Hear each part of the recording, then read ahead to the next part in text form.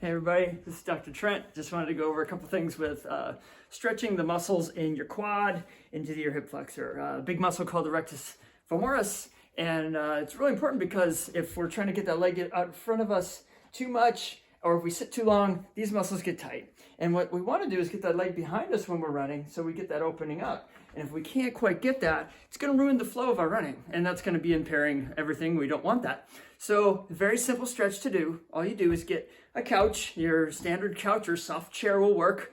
But basically, I'm going to show you from the side. Basically, I'm going to try to stretch my right side right through here. What I'm going to do is then put my foot back on the bolster, on the arm of the sofa, put one foot forward like I'm in a half lunge. I don't want to go too far because I don't want to arch my low back too much. So what I want to do is make sure I'm in the right position so I'm in a comfortable position for my back. And then I'm going to try to tuck my pelvis underneath me by tightening up my right glute.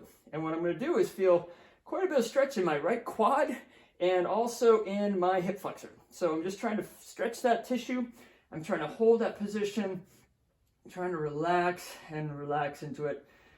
And take some deep breaths, okay? So I'm talking pretty fast to go over this, but really what you want to do is get in a relaxing mode. I just went for my run, so my muscles are nice and loose. I'd recommend you to do this when your body is somewhat loose, okay? Don't try to force it, and just allow your body to relax. The cushion here makes it nice and soft on my knee, makes it feel good, and just make sure that it's in the right position for you. So if you need to bring your knee further away from that, that's fine. A lot of people are going to sit on the couch like this, and so let's do the other leg. Put it back here like this, and this is more comfortable for me. I'm trying to make sure my pelvis is tucked under me by tightening up that glute and just holding that position, okay? So as long as you're feeling the stretch, that's where you want to get it. You don't want to try to force things, like I've always said, but many people, they try to think that more is better. I've had people try to do that and they hurt themselves. And so sometimes it's just better not to stretch at all than to stretch wrong, right? So make sure that you do it the right way. Relax into the stretch, breathe into it. Try to go for a good 2 or 3 minutes, and keep an eye on the timer, because most of us think that 2 minutes is actually like 30 seconds. We have no sense of that timing. So we think we've gone 2 minutes and it's only been 40 seconds or something.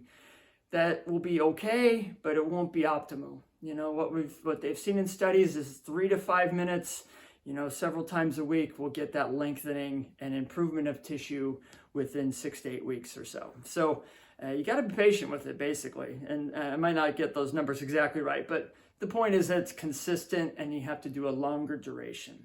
So relaxing into the stretch is big. All right. Now, if you have any problems with that, try to go into the position that feels good with it. So sometimes one side's easier than the other. Go with the easier side first and just relax into it. Often what we'll find is that the harder side, the one that's tighter, will feel a little bit better afterwards. Just how the body needs to loosen itself up. It's whole body alignment issue that sometimes the tissue on one side is affecting the other side. And there's other strategies that I employ in my program to help improve all those mobility issues. So I encourage you to look into that. I have my pain knee book that might be helpful for that, and basically just trying to improve those tissue mobility issues. And so I wish you the best with these stretches. I think it will really help you overcome that tightness in the quad, but also any issues with your patellofemoral issues, their knee problems. A lot of times it's related to these quads and hip flexors being extra tight. And so if we can loosen that tissue up, we don't have that compounding of those joints, and we run much better. So I hope this was helpful. Leave any comments below, and find me at findyourselfrunning.com and extramilept.com, and be looking forward to talking to you someday if you need any help from me. All right, take care.